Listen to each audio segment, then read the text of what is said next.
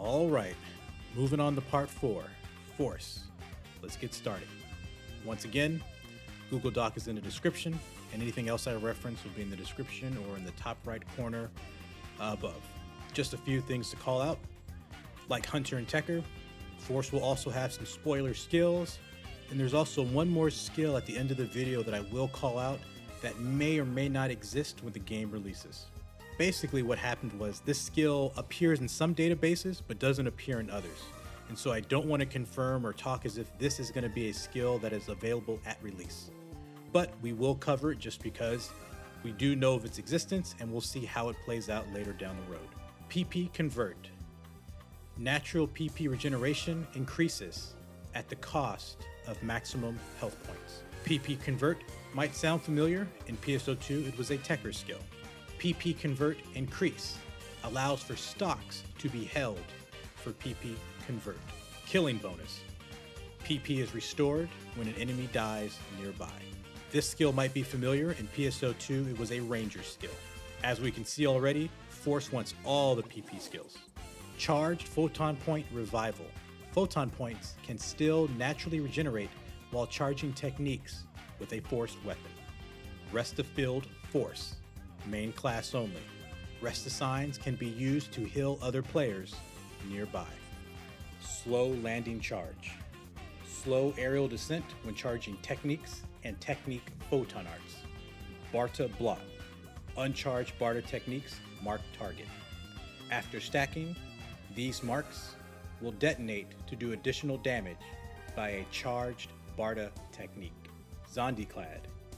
After striking enemies with zombie techniques, an electrical charge will be built up, boosting damage of the next charged zombie technique, while also causing chain lightning damage to hit multiple enemies. Photon Flare. Active, main class only. Increases maximum PP and gives a damage bonus for force weapons for a limited time. Elemental Bullet.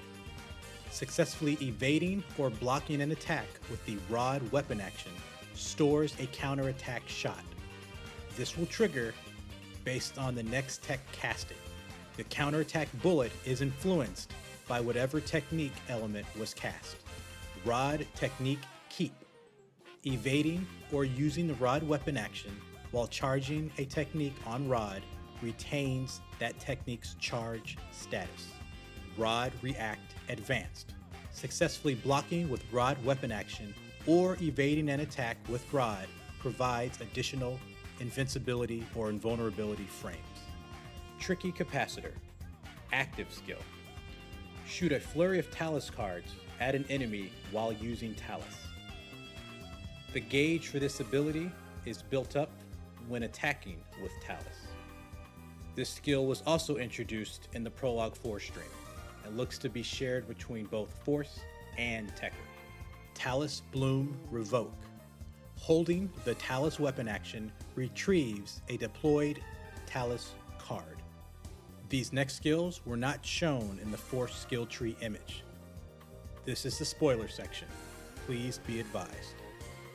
Photon Flare after PP gain. Main class only. Photon points spent during Photon Flare's duration will be refunded when Photon Flare ends. Rod Absorption. Using a technique at the proper time will recover Photon points while using Rod. Talus Concentration. Decreases the duration of a Talus card that is thrown, but increases the damage and decreases the photon point cost of the PAs while the card is deployed. Talus Quick Mark Shot. Changes the behavior of an active Talus while deployed. This last skill is a skill that I'm not too sure about, given its consistency or inconsistency in the databases. Photon Flare Short Charge. Main class only. Reduced charge time at the cost of technique power. It is currently not known what the damage loss is given the charge time benefit. And that's all we have for Force.